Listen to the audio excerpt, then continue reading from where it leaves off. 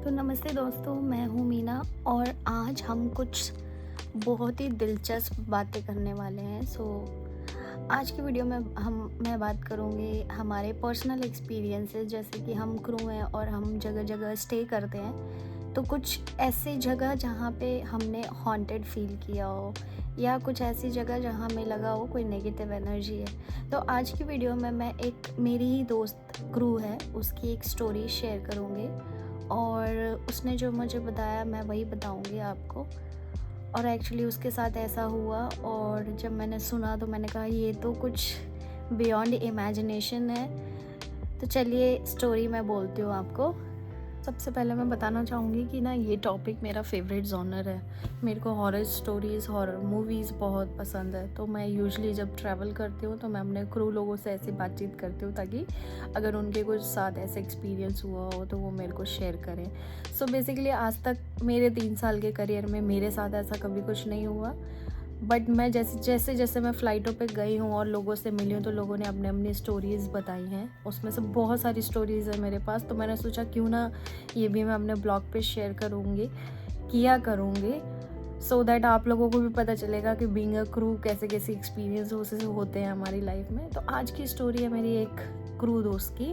सो उसका एक फ़्लाइट था दमाम और वहाँ पे उसका 22 आवर्स का स्टे था। तो जैसे ही वो फ़्लाइट हुई उसकी अच्छी खासी और थकी हारी बेचारी होटल पहुँची और होटल पहुँचने के बाद चेक इन करके और जैसे ही वो अपने रूम में एंटर हुई तो हम क्रू बेसिकली क्या करते हैं, जैसे ही क्रू रूम में एंटर होते हैं तो हम लोग ना सारी चीज़ें चेक करते हैं कि कहाँ पर क्या है, क्या चीज़ कैसी है, कैसा रूम है, कैसा वॉशरूम है।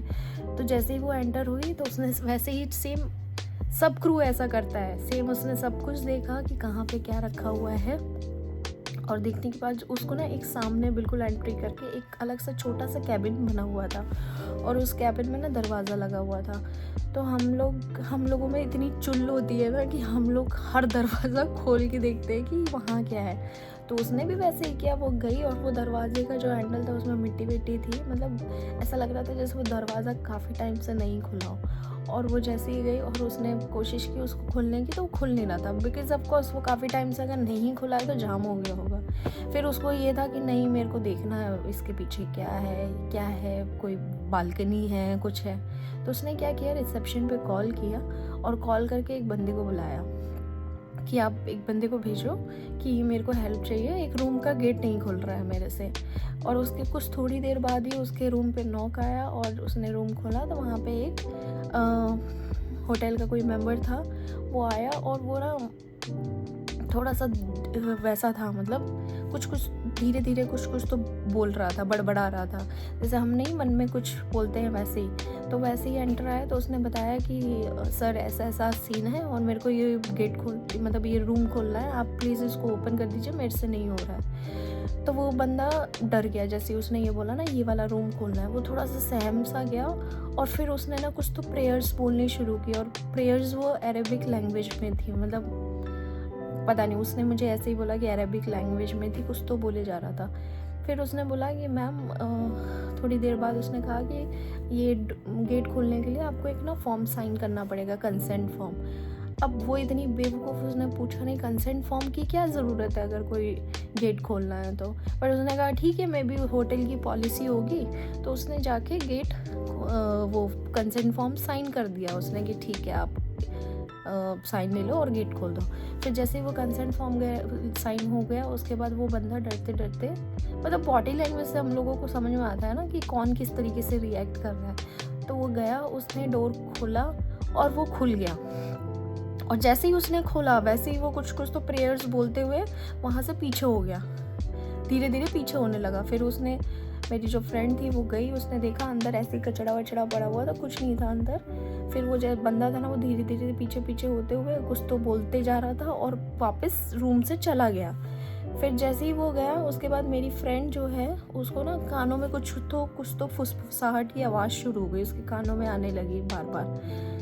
अब उसको लगा कि मे बी कोई आसपास में कोई रूम होगा, वो कुछ तो बोल रहे हैं तो उसकी वजह से मुझे आवाज़ आ रही है। तो वो रूम खोल के उसने आसपास देखा तो आसपास में ऐसे कोई लोग खड़े नहीं थे, मतलब कि ऐसा नहीं था कि आवाज़ आ रही है उनकी। तो फिर उसने रूम बंद कर दिया। फिर वो वापस आ गई, लेकिन वो फुसफुसाहट अभी भी उसके कानों में आई जा रही थी।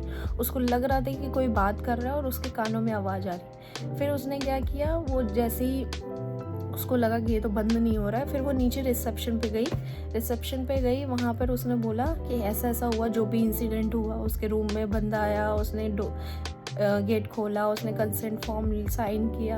फिर जो रिसेप्शन पे बंदा था उसने बोला कि रुको मैं चेक करता हूँ कि कौन आया था। और जब उसने कॉल किया और चेक किया तो थोड़ी देर बाद बोला उसने कि मैम ऐसा कोई बंदा नहीं है, ऐसा कोई कंसेंट फॉर्म हम साइन नहीं कराते हैं और ऐसे किसी को हमने आपके रूम में नहीं भेजा है। अब वो एकदम डर गई कि जो मेरे रूम में आया था फिर वो कौन था।